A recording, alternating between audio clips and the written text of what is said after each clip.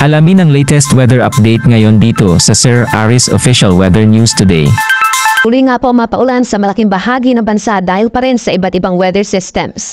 Una na dyan ay pag-ihip pa rin ng amihan or northeast monsoon sa malaking bahagi po ng northern and central Luzon. Yun namang shear line o yung linya po saan nagbabanggaan po ang northeast monsoon at mainit na easterlies, nagpapaulan din sa ilang parte pa ng central and southern Luzon. Habang sa naditirang bahagi ng bansa, andyan pa rin ang intertropical convergence zone or ITCZ na siyang linya po na nagtatagpuan ang hangin from the northern and southern hemispheres. Kahit mataas din po ang tsansa ng ulan lalo na sa may Eastern Visayas at paligid ng Sulusi. Pero base sa ating latest satellite animation, wala po tayo nakikitang low pressure area or bagyo na makakaapekto sa ating bansa hanggang sa mga susunod na araw or hanggang sa mga unang araw ng 2025.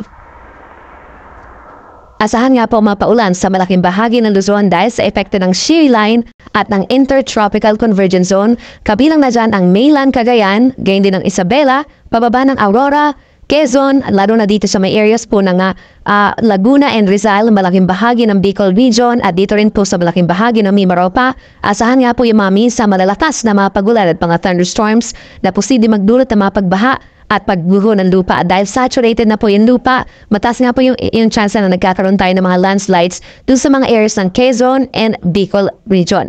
Samantala yung amihan naman ng northeast monsoon, andyan pa rin sa may northern Luzon na nagpapaulan sa naditirang bahagi ng Cagayan Valley as well as Cordillera Administrative Region, mga light to moderate rains. Habang dito sa may Ilocos Region at natitirang bahagi ng Central Luzon, partly cloudy to cloudy skies at sinasamahan lamang ng mapulupulong may hinang pagulan.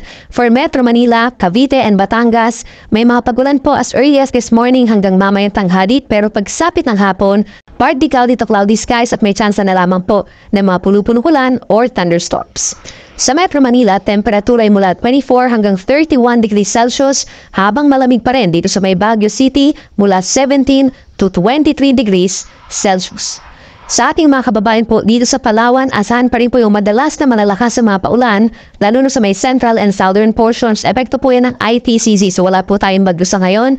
Sa malaking bahagi ng Visayas, asahan din po ang pinakamalalakas sa ulan sa may Negros Oriental as well as Siquijor at malaking bahagi pa ng Eastern Visayas. Dulot po yan ng ITCZ pa rin or Intertropical Convergence Zone, and the rest of Visayas, mostly cloudy skies at meron din mga paulan na hindi naman tuloy-tuloy pero minsan lumalakas pagsapit po ng tanghali at hapon. Temperatura natin sa malaking bahagi ng Cebu, 25 to 31 degrees Celsius. At sa ating mga kababayan po sa Mindanao, may mga pagulan din po as early as this morning sa Zamboanga Peninsula as well as Misamis Occidental, Lanao del Norte, Lanao del Sur, malaking bahagi ng Caraga Region as well as Davao Oriental at pinakamanlakas posible hanggang 100 millimeters sa may Zamboanga del Norte as well as Dinagat Islands. Yung mga pagulan po natin dyan ay dahil pa rin sa ITCZ. And for the rest of Mindanao, partly cloudy to cloudy skies, umaga hanggang tanghali. Pero pagsapit ng tanghali hanggang sa gabi, aasahan din po ang mga pag-ulan at mga thunderstorms, so make sure na magdala pa rin ng payong ang malaking bahagi po ng Palawan, Visayas, and Mindanao. Sa Metro Davao, ang temperatura ay mula 25 hanggang 32 degrees Celsius. Dahil pa rin po sa pag-ihip ng amihan sa may Northern Luzon, asahan pa rin ang gale warning o matataas sa mga pag-alon hanggang 4.5 meters. Kabilang na dyan ang baybay ng Batanes, Cagayan, kabilang ang Babuyan Islands, Ilocos Norte, Ilocos Sur, pababa ng Northern La Union, hanggang dito sa may Isabela, hilagang bahagi ng Aurora, at Northern and Eastern coast of Polindo Islands. Yung mga pag-alon po dyan, nasa 1.5 palapag po ng gusari ang equivalent, so delikado pa rin ito for small sea vessels, especially yung ating mga nagsisiuwian pa rin na mga kababayan sa kanilang probinsya dito sa may Polindo Islands as well as extreme northern Luzon. And in the coming days, posibleng bagyang hihina yung mga pag-alon, pero medyo maalon pa rin hanggang 3 metro, 3.5 metro sa malaking baybayin po ng northern Luzon. At para naman sa ating 4-day weather forecast, asahan sa pagsalubong ng bagong taon, that's Tuesday and Wednesday, may mga paulan pa rin sa malaking bahagi po ng bansa dahil pa rin sa northeast monsoon, shear line, and ITCZ. Meron tayong epekto ng amihan pa rin sa malaking bahagi ng northern Luzon, so aasahan pa rin doon sa bahagi ng Cordillera and Cagayan Valley ang mahina hanggang katamtamang mga paulan, habang asahan pa rin ang kalap-kalat na ulan ng thunderstorms dito pa rin sa may Cagayan, Isabela, Quirino, Caines, Aurora, malaking bahagi ng Southern Luzon, Visayas, Caraga Region, Zamboanga Peninsula at yung mga kalapit na lugar pa dito sa may western and eastern sections of Mindanao. In fact, meron pa rin po tayong weather advisory for the next 3 days. Asahan po natin yung moderate to heavy na mapaulan or hanggang 100 millimeters po by tomorrow sa may Eastern Samar, Dinagat Islands, and Surigao del Norte.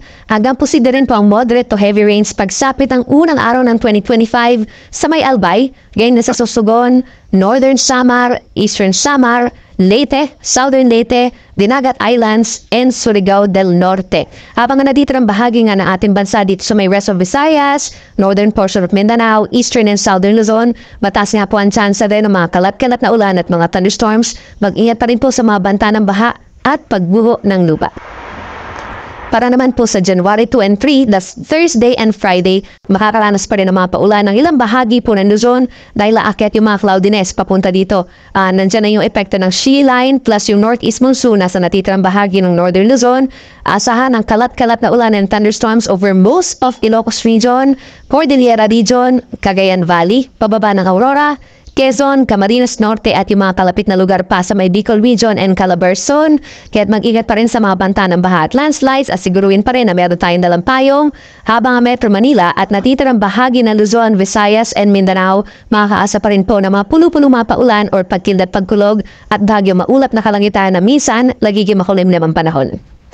Sunrise po natin ay 6:20 in the morning at ang sunset ay 5:37 ng hapon.